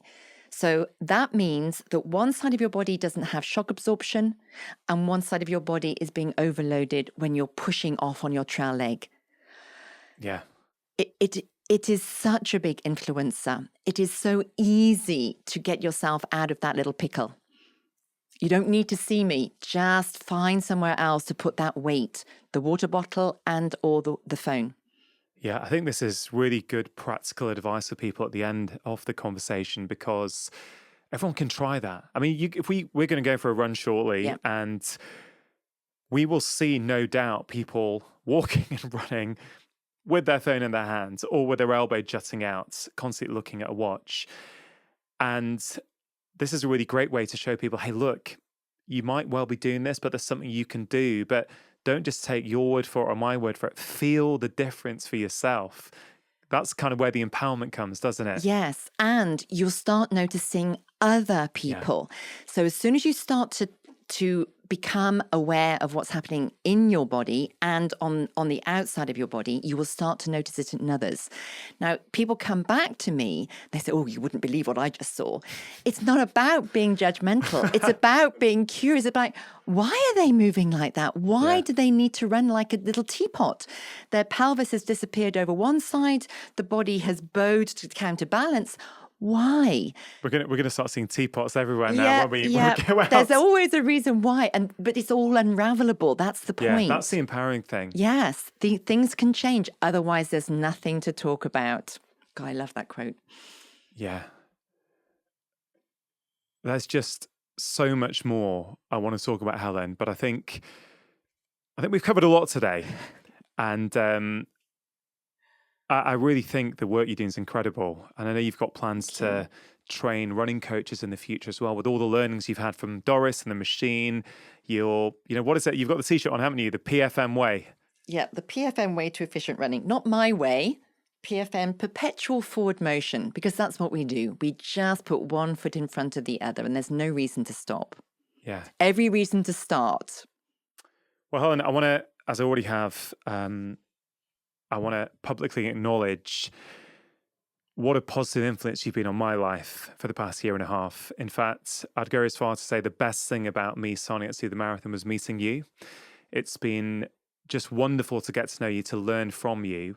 I'm delighted my family get to now, experience and gain from everything that you know. The podcast is called Feel Better, Live More. When we feel better, we get more out of our lives. When we move better, when we move more efficiently, we get more out of our lives. For people listening, have you got any parting words for them? Walk before you run. It diverts the blood from the non-vital organs, the glands producing the hormones, and the intestines to the working muscles. The boffins tell us it's probably the most effective way to limit injury risk. So many people shut the door and just start running. The blood you need in the working muscles isn't there yet. if we had enough blood to be around our entire body for any given job at any given time, we'd be a balloon. It's not there yet. Know it. The experts have done lots of experiments. I don't know how they do it. It takes between 7 and 15 minutes to divert the blood. 7 is the minimum. So you can help yourself most easily by just walking briskly to divert the blood. Walk briskly enough that the central nervous system thinks, oh, something exciting is about to happen. I need to get some blood to those working muscles. Rule of thumb, 10 minutes, and then run. And you'll probably find you enjoy it more, and you'll have a smile on your face, and then you'll be able to notice stuff because you'll be in a happy place. That's coming on the show, Helen. I have so enjoyed talking to you. There's so much left unsaid, and hopefully we can sort out a second conversation in the near future. I'd love to. Thank you for having me, Rangan. If that conversation resonated with you, here is another incredibly powerful one that I really think you're going to enjoy. Give it a click and let me know what you think. And click here to download my super practical free breathing guides. Instead of looking at running for performance, running for miles, running for body shape, looking at running as a way to get into our innermost self.